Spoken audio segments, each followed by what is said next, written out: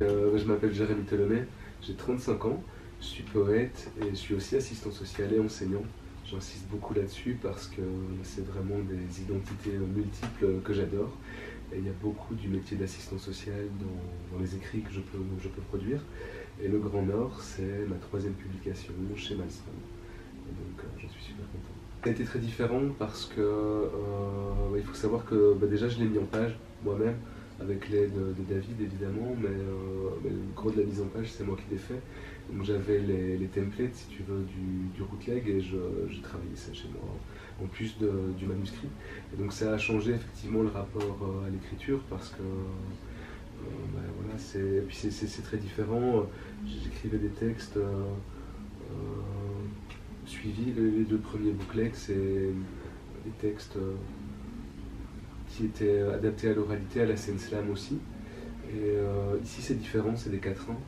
Et ils sont construits de façon quasiment mathématique en fait. Il y a un jeu avec les maths, il y a beaucoup de choses. Donc ça a changé beaucoup et j'imaginais la page assez peu remplie en fait. Comme le recueil s'appelle Le Grand Nord, ça se passe sur la banquise. Et j'imaginais bien ces 4 ans un peu disséminés au milieu d'une page blanche en fait, qui symboliserait la glace, la neige. Je parle dans Le Grand Nord, je parle d'une avancée de la civilisation humaine sur un territoire blanc, enneigé, la banquise. Et puis il y a des animaux, il y a des plantes. Et puis le lecteur se rend compte que ces animaux, ces plantes sont un peu spéciales, spéciaux. Parce que il s'est passé des choses, on ne sait pas très bien. C'est de la poésie de science-fiction. Donc ça c'était chouette, c'était pas l'idée à la base, mais c'est venu en cours d'écriture. Et je trouvais ça vraiment bien d'essayer de faire de la poésie de science-fiction, ça m'a beaucoup amusé. Et puis voilà, il y a un début, il y a une fin, que je ne vais pas dévoiler ici. Et voilà, c'est sur la banquise. Il y a des êtres humains, il y a des animaux, il y a des plantes, il y a des maisons, des objets, des entreprises aussi, des multinationales. Il y a un McDo sur la banquise. Et puis voilà, il se passe des choses. Puis, il faut savoir que quand j'ai commencé à écrire ça, c'était en février 2021. Il avait fort neigé en Belgique pour une fois.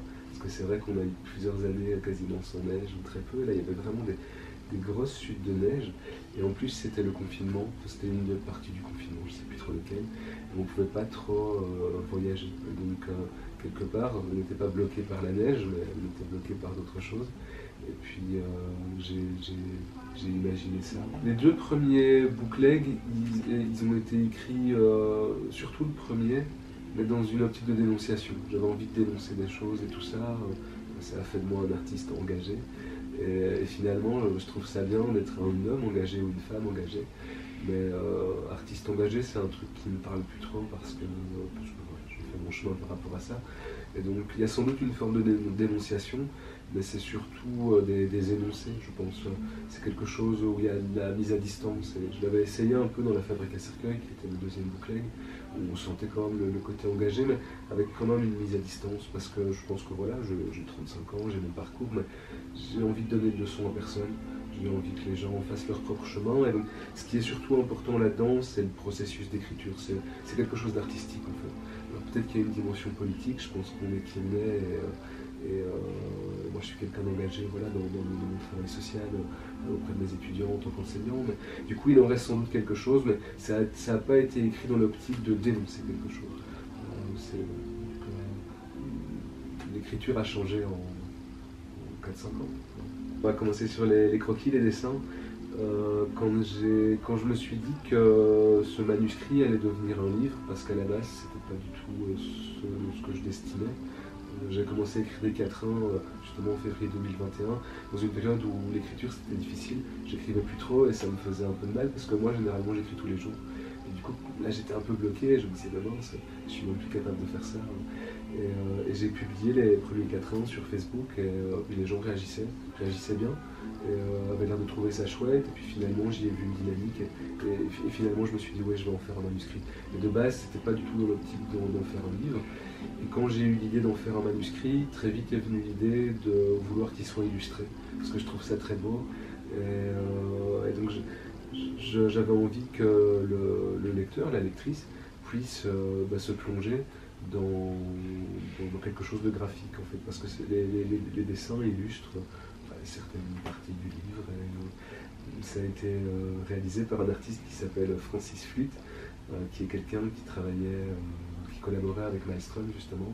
Donc on a fait ça en famille, et donc je pense que c'est la première fois pour lui que ses dessins sont publiés dans un recueil. Donc c'est la première fois pour moi que j'ai un recueil illustré, mais c'est la première fois pour lui qu'il illustre un recueil. Et je trouve ça cool parce que c'est vraiment une belle rencontre. Donc j'ai été très content de l'avoir avec moi dans le livre. Donc ça c'est pour les dessins.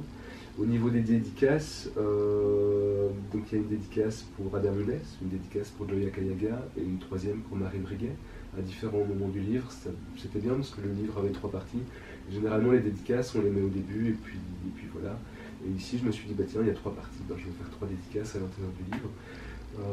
Déjà parce que c'est des amis, parce que je pense que c'est des poétesses incroyables qu'il faut découvrir, et donc je pense que le lecteur, la lectrice qui ne les connaîtrait pas feront les curieux et iront voir sur Google, et c'était un peu le but aussi que leur poésie puisse voyager dans ce livre aussi. Et puis je me suis rendu compte parce que c'est important, moi mes références pour écrire ce livre, elles sont surtout d'auteurs ou de cinéastes masculins. Et c'est vraiment ancré dans l'enfance, l'adolescence. Je me suis nourri de pas mal d'images et pas mal de choses. Et c'est vrai que la place de la femme dans mes lectures adolescentes et de jeunes adultes, c'était pas ça, quoi. Et je me dis, bon, ici en 2022, ça fait quand même de pas laisser une place, parce qu'il ne faut pas laisser une place. On prend la place et c'est tout, et je suis personne pour laisser une place à qui que ce soit, mais je me suis dit, il y a un peu trop de masculin dans ce livre, j'avais envie qu'il y ait du féminin, parce que le monde il est multiple, et puis moi en tant qu'amateur de poésie, ces 2 dernières années, j'ai quasiment lu que des poétesses. Il y a eu quelques poètes qui se sont frayés un chemin, mais c'était surtout des autrices. Donc, et je me suis dit, non, parce que dans le livre, je parle de poètes belges, parce qu'il y a une place pour la Belgique aussi, parce que peut-être que mon grand nord c'est la Belgique en fait, etc.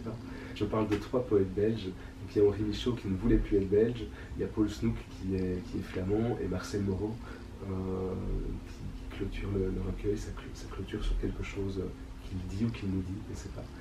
Et puis voilà, c'était 3 heures. Et du coup je me suis dit, il faut que je puisse faire une balance en fait. Voilà, parce que la poésie au féminin, c'est la classe. Et comme je le dis depuis 2 ans, j'ai lu quasiment des femmes, et c'est vraiment, vraiment chouette. En termes de poésie de science-fiction, finalement, je me suis dit, mais comment ça se fait que tu n'aies jamais lu d'autrice au féminin? Et du coup, je suis en train de les découvrir maintenant, en fait. Parce que mon imaginaire, c'était masculin, mais c'était pas par choix ou par machisme, c'est juste que c'était ce qui s'était présenté à moi. Ouais, bon, du coup, il y a eu une réflexion aussi là-dessus, mais donc, les dédicaces parce que ce sont mes amis, et parce que ce sont des grands noms de poètes ou poétesses. Bon, je vais prendre au hasard. Dans le Grand Nord, les cimetières comptent sur l'arrivage annuel de traîneaux pour faire leurs chiffres. On vend à prix prohibitif des extraits d'artichauts en gélules recyclées, en croyant que les assurances nous protègent de la vie, et qu'un billet de banque sera un jour capable de prononcer un mot d'amour. La construction d'igloos fermés est la pierre angulaire de la politique arctique. On se perd dans les brouillards de farine animalière, en propageant des traînées de tuerie sur les banquises voisines, et seuls les pingouins morts peuvent espérer voir la fin de la guerre. Le safran peut être utilement remplacé par une épice publique officielle. On se damne volontiers pour des chimères de territoires vierges, en géolocalisant chaque déplacement émotionnel au pixel près. Et certains prétendent que l'écureuil bleu n'a jamais vécu. La vidange d'huile mensuelle des poules mécaniques est obligatoire par décret. On parcourt nos existences cuirassées de pages blanches, en repoussant les flirts simples par un poème teinté de gris. Et il n'est pas de plus beau crépuscule que celui qui se referme sur un baiser à la mer.